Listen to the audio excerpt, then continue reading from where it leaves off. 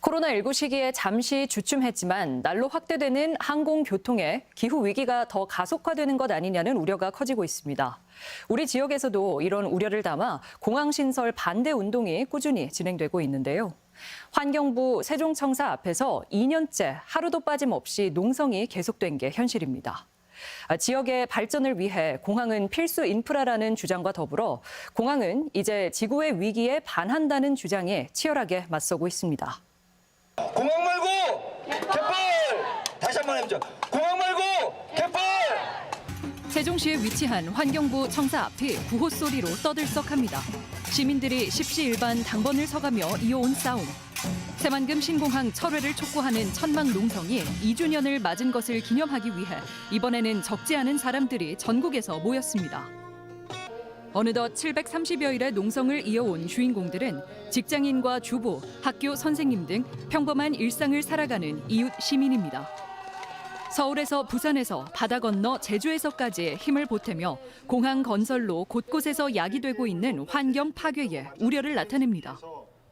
기후위기가 아주 심각한데 전국의 공항을 추가로 막 곳곳에 건설하고 있거든요. 이 문제에 대해서 시민으로서 염려가 커서 한 30년이 흘렀는데도 거기에 특별하게 뭔가를 이제 개발로 위한 어떤 이득이라는 것들이 하나도 없지 않습니까? 근데 이제 거기에 깃들어 살고 있던 농민들, 어민들 다 이제 쫓겨나고. 현재 우리나라 공항 수는 총 15개, 이 중 국제공항만 7곳에 이릅니다. 새만금 신공항처럼 계획을 수립하거나 추진 중인 공항은 무려 10군데에 달합니다. 적자 공항이 적지 않은데도 인프라 구축이란 이유로 경쟁적으로 공항이 추진되고 있습니다. 하지만 지구촌에서는 공항을 줄여나가는 것이 하나의 추세입니다. 프랑스가 열차로 2시간 반 이내로 이동할 수 있는 거리에 대한 항공 운항을 전면 금지시키는 등 단거리 노선 운영을 규제하면서 운항 횟수를 줄이는 노력이 펼쳐지고 있는 겁니다. 세계 최고의 명성을 자랑하는 싱가포르의 창이 국제공항은 항공산업의 변화를 인정하며 터미널 2개의 운영을 최근 중단하기도 했습니다. 항공기의 온실가스 발생량이 다른 교통 운송 수단에 비해 월등히 높다 보니 환경을 고려하지 않은 무분별한 비행에 대한 규제는 앞으로도 더욱 확대될 전망입니다. 반면 국내에서는 공항 건설 붐이 여전한 것이 현실.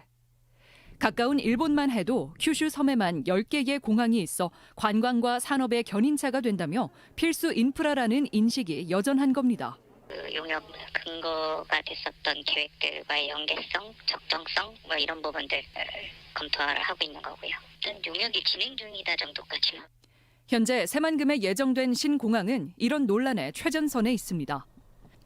특히 공항 부지인 수라갯벌은 50여 종의 법정 보호종의 서식지이자 최대 탄소 흡수원이기도 해 기후 위기를 자초하고 있다는 논란이 거셉니다. 있는 공항 활성화하는 게 오히려 지역한테 도움이 되고 그 돈을 오히려 지역민들이나 자연환경을 지켜서 우리가 그걸 누릴 수 있도록 하는 게.